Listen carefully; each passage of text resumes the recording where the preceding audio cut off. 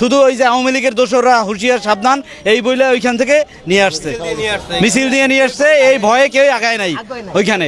যারা করছে ম্যাক্সিমাম লোকের নাম বলা যাবে না, বললে আজকে আমি কালকে আমার তো নিরাপত্তা নিয়ে আমার সমস্যা। দল থেকে বহিষ্কার করলে সমাধান না, আমরা সাধারণ পাবলিক দল বহিষ্কার করতে চাই। এটা একটা মেসেজ ছিল যে যদি কেউ চাঁদা না দাও তাহলে কিন্তু এখানে তোমাদের পরিণতি এরকমই হবে। এখন তো আমরা একটা পাথরের ছবি তুলতেছি, কেন তখন তার একটা মানুষের জীবন বাঁচাইতে আসলাম না? এটা তো আমাদের জনগণের দোষ।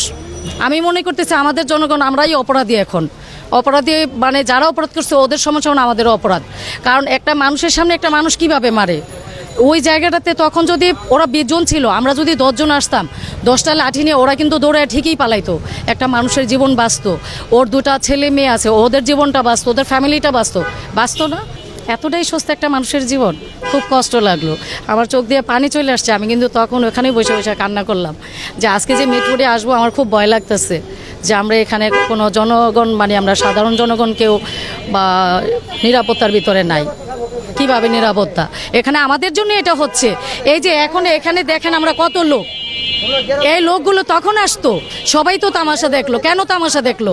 এখানে আওয়ামী লীগের মনে করেন মিছিল দিয়ে আসছে, আওয়ামী লীগের দোষরা হুঁশিয়ার সাবধান, এই ভয়তে আর কি এরকম বলতে বলতে নিয়েছে চাঁদাবাজের সাবধান, আস্থানে এখানে আর কি হবে না, এইটা বলে স্লোগান দিয়ে এখানে নিয়ে আসছে। এখানে ভয়ে তার জন্য কেউ আসেনি। এটা হচ্ছে মিছিলটা যখন এখানে গেছে ওদের স্লোগান ছিল, ঠিক আছে, যে আপনার আওয়ামী লীগের দালালেরা হুঁশিয়ার সাবধান, যেন আওয়ামী লীগের কোনো দোসররা এখানে যেন আর কোনো অবস্থান না নিতে পারে, এই ইস্যুটা করে এই জন্য ওরা মিছিল করছে। এখন ওরা মিছিল করার কারণে প্রেক্ষাপট ঘুরে গেছে।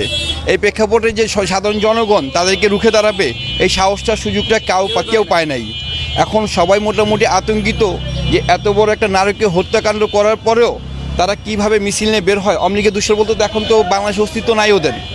তারপরে এত বড় একটা হত্যাকাণ্ড সংঘটিত হওয়ার পরও তারা কিভাবে মিছিল বের করে আর কিভাবে তারা হুঁশিয়ারি স্লোগান দেয়, কারণ এটা আমাদেরকে ভয়ভীতি দেখানোর জন্য যেন সাধারণ পাবলিক এখানে যেন কোনোভাবে আত্মপ্রকাশ না করে, তাদের বিরুদ্ধে যেন কোনো কথা না বলে।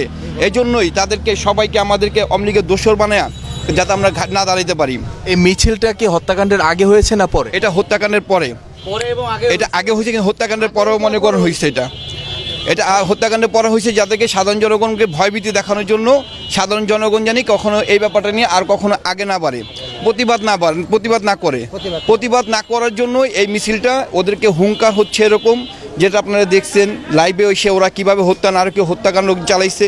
এটা একটা মেসেজ ছিল যে যদি কেউ চাঁদা না দাও তাহলে কিন্তু এখানে তোমাদের পরিণতি এরকমই হবে। একটা ভয়ভীতি দেখায়া মানুষকে জিম্মি করা ওরা চাঁদাবাজি শুরু করছে, যেটা আমরা কোনোভাবেই কাম্য না। যেটা আওয়ামী লীগ সরকার বিগত সরকার করছে তার চাইতে আমরা যে ব্যানার থেকে দেখতেছি এই হত্যাকাণ্ড কিংবা নৃশংসতা চালাইছে তাদের ভয়াবহতা আরও অনেক বেশি।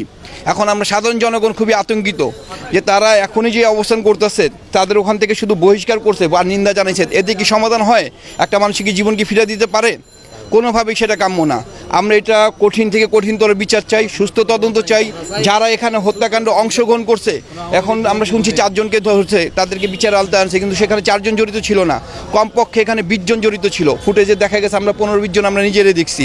এই 15-20 জনকে শনাক্ত করে তাদেরকে আইনের আলতে আনা হোক, কঠিন থেকে কঠিনতর শাস্তি দেওয়া হোক। আমরা কোনো অবহেলা করে বোঝেন নাই, অবহেলা ক্লিয়ার করে যে আমরা যেমন রাস্তা থাকি দেখে এলাকা কোনো অবহেলা করে যে একটা পার দিয়ে দেবো, জীবনটা তো পাওয়া দেবো না, জীবন পাওয়া দেবো। আমরা তো মা বাবার লাগে আইসি যে কেউ রিক্সা চালাইতে আইসি, সবার তো আমরা যা করমু তোর মারি আলামু করলাম, হ্যাঁ তোর মারি আলামু, তুই আগে জায়গা ওই আমরা ভুলে কারণ আমরা আহি না কিনলে গেলে 10 জন যদি একলা যদি আহি আর 10 জন যদি ঝাঁপাই পড়ে, সবাই ঝাঁপাই পড়লে ওই জীবনটা মানুষের জীবনটা বাঁচতে।